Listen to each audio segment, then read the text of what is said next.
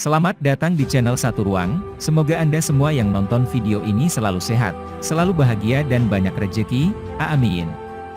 Sebelum kita mulai silahkan klik tombol subscribe, supaya channel ini dapat berkembang, terima kasih. Mari kita mulai alur cerita filmnya.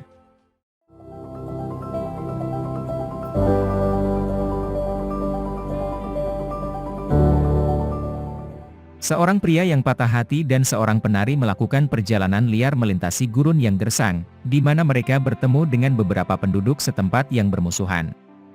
Di jalan raya gurun yang gersang, seorang pria yang mengenakan pakaian putih membacakan doa orang Gaelic agar Tuhannya memberinya bejana. Saat dia melihat sebuah kendaraan mendekat, dia berterima kasih kepada kekuatan yang telah menyediakannya. Pada tanggal 21 Januari, Frank dengan gembira pulang ke rumah saat dia meninggalkan pesan telepon kepada istrinya, Becky, dengan riang mengumumkan keputusannya untuk berhenti dari pekerjaannya yang beracun dan bahwa dia membawa pulang anggur favoritnya untuk merayakannya. Namun, ketika dia tiba di luar rumah mereka, Frank menyaksikan istrinya berselingkuh dengan pria lain. Terkejut dan patah hati, Frank segera pergi. Beberapa hari ke depan, seorang perawat membaca jurnal pasien dengan lantang sementara pria yang tidak sadarkan diri itu terbaring di tempat tidur. Dia diinterupsi oleh rekan kerja yang mengejeknya karena membacakan untuk orang yang koma. Namun, perawat bersikeras untuk berinteraksi dengan pasien karena menurutnya pasien dapat mendengarnya. Saat ini, Frank menemukan klub kumuh yang kumuh. Dia mengintip ke dalam ketika seorang wanita meminta perhatiannya, menanyakan apakah dia menyukai apa yang dilihatnya. Frank mengatakan dia hanya lewat, mencoba mencari jalan untuk dilalui untuk menemukan dirinya sendiri. Wanita itu, Penelope, melihat bahwa pria itu membutuhkan kenyamanan dan menariknya ke dalam klub untuk menari untuknya. Saat wanita itu menari untuk Frank, dia terpesona oleh pesona dan kecantikannya. Penelope duduk di pangkuan Frank setelah menyelesaikan rutinitasnya, menanyakan apakah dia ingin bersamanya. Dia memintanya untuk membayar minumannya, jadi Frank menyerahkan kartu kreditnya. Ketika dia melihat cincin kawin Frank, dia mengungkapkan kekecewaannya karena dia tidak ada. Frank mengaku sudah menikah tapi memergoki istrinya dengan pria lain. Dia berduka atas perselingkuhan Becky meskipun telah memberikan segalanya untuk pernikahan mereka dan menyesal telah memberikan cincin pusaka keluarganya. Melihat betapa kesepiannya pria itu, Penelope mengalihkan perhatiannya dari masalahnya dengan melepas cincin kawinnya dengan mulutnya dan bermesraan dengannya. Di saat panas, wanita itu mengaku tertarik pada Frank, membuat pria itu jatuh cinta pada kata-katanya yang indah. Dia bertanya padanya apakah dia ingin menemaninya dalam perjalanannya, dan Penelope menjawab dengan tegas ya. Penelope diam-diam mengoleskan air ke matanya, membuat Frank percaya ketulusannya. Tiba-tiba, pemilik klub memanggil penari itu ke kantornya, jadi Frank bertanya apakah pemiliknya adalah pacarnya, yang dibantah oleh Penelope. Di kantor, pemilik bertanya apakah dia berhasil menipu Frank dan penari menyerahkan kartu kredit pria yang tidak tahu apa-apa itu.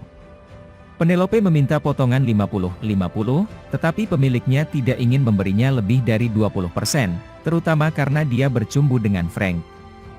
Dia menuntut penari mengkompensasi dia dengan tubuhnya. Saat dia menolak, pemiliknya memaksa Penelope berlutut. Wanita itu melawan balik dan berteriak agar pria itu berhenti. Frank mendengar keributan itu, jadi dia mengintip ke dalam ruangan dan melihat pemiliknya memukuli penari itu. Berkonflik, pria itu dengan gugup memikirkan apa yang seharusnya dia lakukan.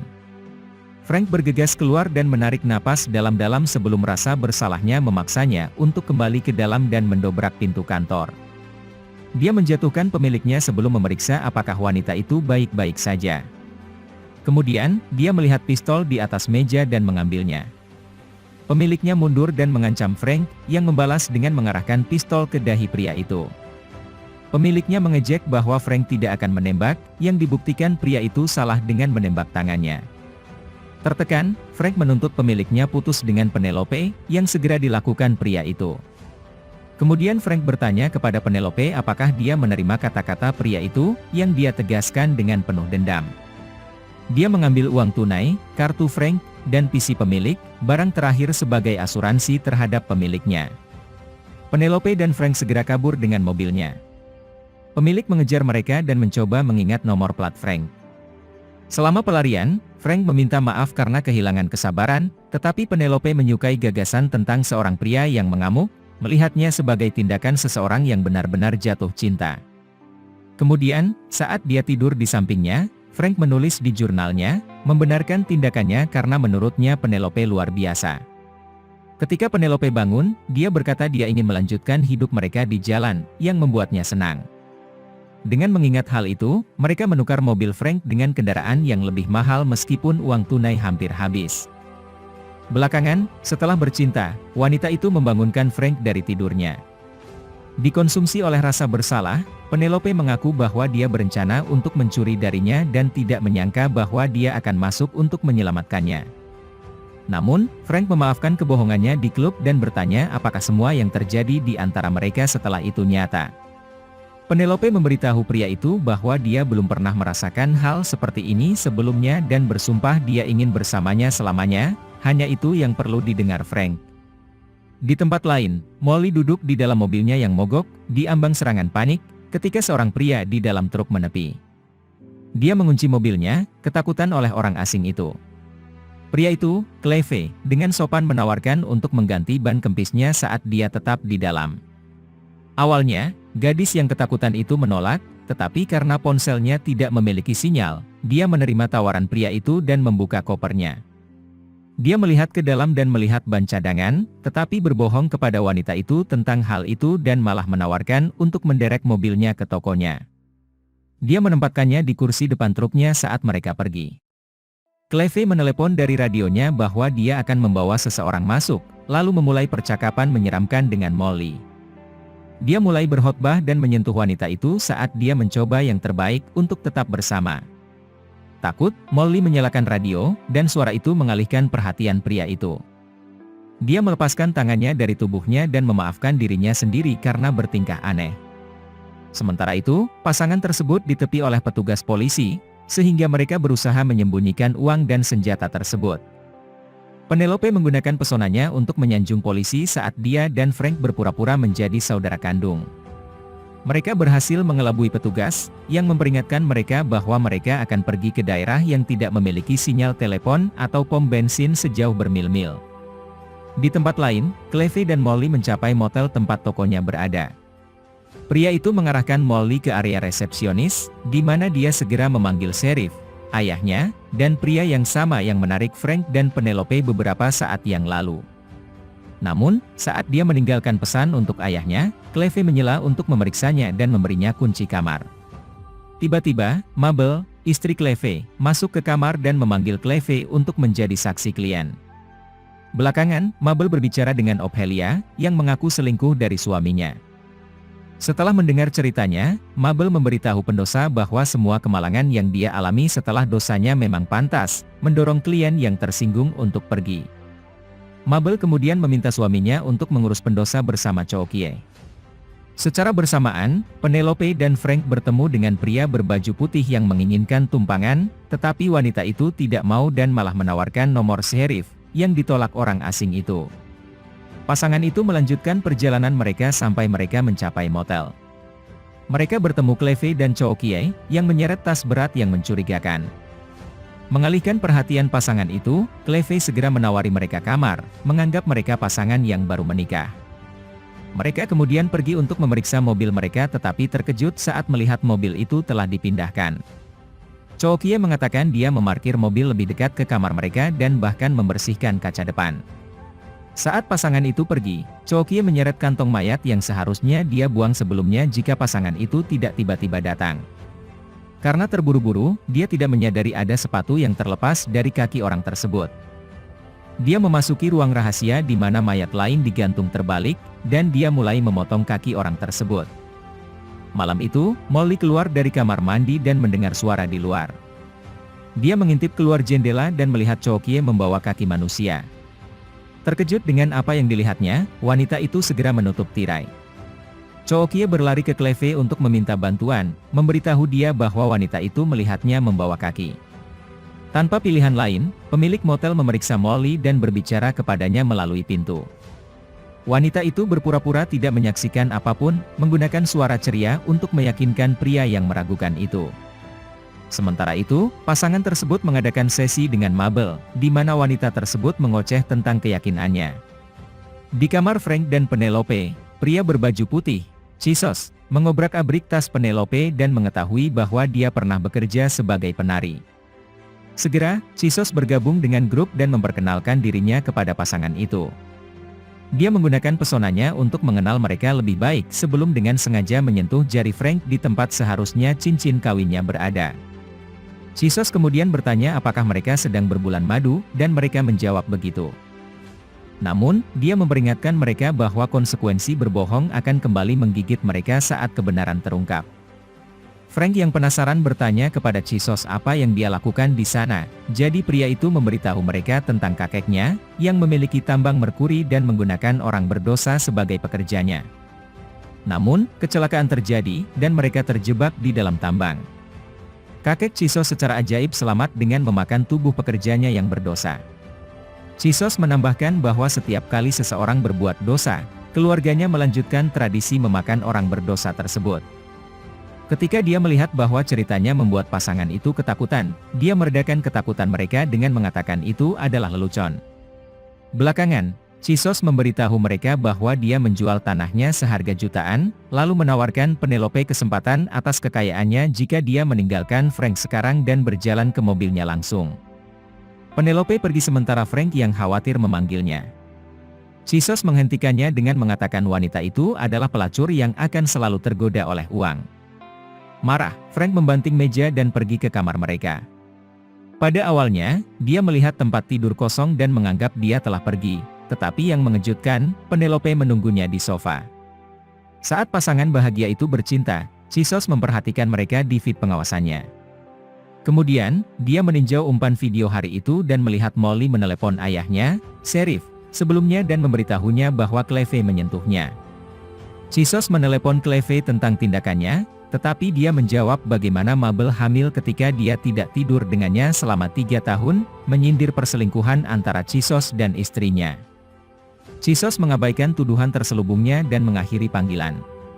Keesokan harinya, Mabel memeriksa riwayat telepon, memberitahu pemimpin mereka bahwa ayah Molly adalah sheriff yang menelepon motel mereka. Mengharapkan masalah, Chisos memberitahu pasangan yang sudah menikah itu untuk mengurus masalahnya. Sementara itu, Molly mengawasi Frank dan Penelope melalui jendela dan bergegas masuk ke mobil mereka, tempat dia bersembunyi di kursi belakang. Setelah menemukan permata mengkilap di tanah, Frank berlutut dan meminta tangan Penelope untuk menikah. Kesal, Penelope mengatakan dia seharusnya tidak bercanda tentang hal seperti itu dan melamar hanya jika dia bersungguh-sungguh. Pria itu meminta maaf dan berjanji akan melakukannya di masa depan dalam situasi yang lebih pas. Mereka pergi ke restoran untuk sarapan, di mana Frank melihat patung mengenakan seragam militer. Ini mengingatkannya pada ayahnya, yang meninggal ketika dia masih remaja. Di tempat lain, Mabel dan Cleve berpura-pura menjadi pasangan yang bertengkar saat sheriff lewat. Saat polisi menghentikan perkelahian, Mabel menembak polisi itu dari belakang. Di restoran, Penelope memberitahu Frank untuk mengambil patung itu, yang membuat wanita di counter, Magda, bereaksi negatif. Karena itu, Chookie keluar sambil membawa senapan, membuat Frank membalas dengan mengeluarkan senjatanya. Keduanya melarikan diri dan pergi dari motel. Sementara itu, Chisos muncul tepat pada waktunya untuk melihat Chookie kehabisan restoran. Setelah melihat target mereka berbelok ke kanan, pemimpin tersebut menghubungi Cleve dan Mabel, yang sedang mengemudi kembali dengan tubuh sheriff. Cleve mengenakan seragam sheriff untuk menipu pasangan itu. Hal ini memungkinkan Mabel melumpuhkan Frank sementara suaminya menyetrum Penelope dengan taser. Molly, yang bersembunyi di kursi belakang, segera melarikan diri setelah dia mengetahui bahwa para penjahat telah mengambil pasangan tersebut. Sayangnya, Mabel menembak kakinya, jadi Cleve menangkapnya dengan mudah. Ketika mereka kembali ke motel, Cleve membuang Frank di kolam kosong yang dipenuhi mayat, sementara Penelope ditempatkan di sel dengan penjaga Chookie. Chisos tiba, dan Mabel melaporkan kesuksesan mereka, jadi dia menghadiahkan wanita yang sudah menikah itu dengan ciuman, yang dilihat Cleve dari jauh. Pemimpin memerintahkan Mabel untuk membersihkan Penelope untuknya. Marah dan cemburu, Mabel dengan kasar memandikan wanita yang sedang tidur itu dengan selang. Keesokan harinya, Chisos mengunjungi Frank di kolam, di mana pria itu mati-matian mencoba memanjat keluar. Tekad Frank untuk bertahan lebih lama dari yang lain mengesankan sang pengkhotbah. Tetap saja, Chisos mengatakan bahwa cepat atau lambat, rasa lapar yang hebat akan membuatnya memakan daging mayat di sekitarnya. Frank berjanji untuk membalas dendam jika dia meninggalkan lubang. Belakangan, pria itu mengunjungi Penelope, yang menolak memberikan apa yang diinginkannya karena dia sudah berjanji pada kekasihnya. Dia mempertanyakan mengapa dia menyimpan tubuhnya untuk satu orang ketika dia menjualnya sebelumnya. Sebagai tanggapan, mantan penari itu mengatakan dia tidak akan pernah rela menyerahkan tubuhnya kepada siapapun kecuali Frank. Dikalahkan, Chisos pergi dan Cleve melihatnya pergi. Malam itu, Molly terbangun di samping mayat ayahnya di kursi belakang dan berteriak ketakutan. Dia kemudian melihat pistol di sepatu botnya dan mengambilnya. Saat dia melihat keluar jendela, dia melihat Cleve mencekik istrinya yang selingkuh. Cleve melihat Molly dan berjalan perlahan, meminta maaf atas semua yang telah dia lakukan, sebelum membiarkan wanita itu melarikan diri. Sementara itu, Penelope menemukan paku besar di selnya dan mengantonginya. Dia mulai memperdaya Chookie ketika dia melihat tatapan tajamnya. Chookie mencoba menakutinya dengan mengatakan bahwa setiap orang yang disentuhnya menjadi rusak, termasuk istrinya, Magda, yang menjadi cacat fisik dan mental setelah dia menyerangnya. Bertekad, Penelope terus menggoda pria itu dengan menggembungkan egonya. Terpesona, Chookie memasang rantai di pergelangan kaki wanita itu sebelum dia membuka kandangnya. Dengan cekatan, Penelope menyiapkan senjata logam di tangannya. Sementara itu, Frank bangun dan melihat Cleve sedang duduk di tepi kolam. Cleve mengatakan bahwa dia tidak melihat Frank sebagai orang berdosa, jadi Frank meminta bantuannya, tetapi pria itu menolak. Sebaliknya, Cleve melompati tepian dengan tali di lehernya. Terkejut, Frank mencoba membantunya, tetapi dia tidak bisa berbuat banyak dalam posisinya. Tanpa pilihan lain, Frank menggunakan Cleve untuk keluar dari kolam. Di rumah sakit, 4 hari ke depan, perawat tertidur saat membaca jurnal. Dia terbangun karena suara tenaga medis yang mencoba menghidupkan kembali pasien. Ternyata, pasien koma itu adalah Cleve, dan perawat tersebut menyadari bahwa pemilik jurnal itu masih ada di luar sana, jadi dia mengharapkan kehidupan yang indah dengan cinta wanitanya. Saat ini, Penelope duduk di pangkuan Chookie, dan ketika dia lengah, dia menusuk matanya. Frank datang menerobos masuk dan memukul Chookie sampai mati sementara Penelope mengambil kunci untuk melepaskan rantainya. Magda menelepon Chisos, yang mendengar keributan itu melalui telepon. Akhirnya bebas, pasangan itu pergi, tetapi mobil berhenti saat mesin mati. Di tengah jalan, Chisos berjalan mengancam ke arah mereka. Setelah beberapa kali gagal, mesin akhirnya menyala, dan pasangan itu berteriak kegirangan. Kemudian, mereka menabrak pria itu, lega bahwa mereka telah meninggalkan tempat yang menyedihkan itu. Beberapa saat kemudian, Molly menemukan tubuh tak bernyawa Chisos di jalan dan menajiskannya. Dia kemudian menembaknya beberapa kali sebelum pergi. Beberapa jam kemudian, Frank dan Penelope tiba di rumahnya. Dia memintanya untuk tidak masuk ke dalam, takut dia akan berubah pikiran dan tinggal bersama istrinya. Terlepas dari kekhawatirannya, dia masuk ke dalam untuk mengambil sesuatu tepat saat mobil lain tiba. Kekasih Becky keluar dari kendaraan untuk menghadapinya. Becky menyuruhnya pergi sementara dia memohon mantan suaminya untuk tinggal. Frank mengabaikan mantan istrinya, tetapi ketika pria lain melontarkan komentar kasar tentang Penelope, dia membentak dan memukulinya tanpa ampun. Dia kemudian pergi dengan kekasihnya, meninggalkan mantan istrinya yang menangis. Belakangan, Frank menunjukkan Penelope cincin pusaka keluarganya untuk melamarnya, dan wanita yang gembira itu menerimanya. Sementara itu, pemilik klub melihat mereka dan merencanakan balas dendam pada pasangan bahagia itu. Dan film pun berakhir. Terima kasih sudah menonton, silahkan subscribe channel ini. Semoga Anda semua yang nonton video ini selalu sehat, selalu bahagia dan banyak rezeki, amin. Terima kasih.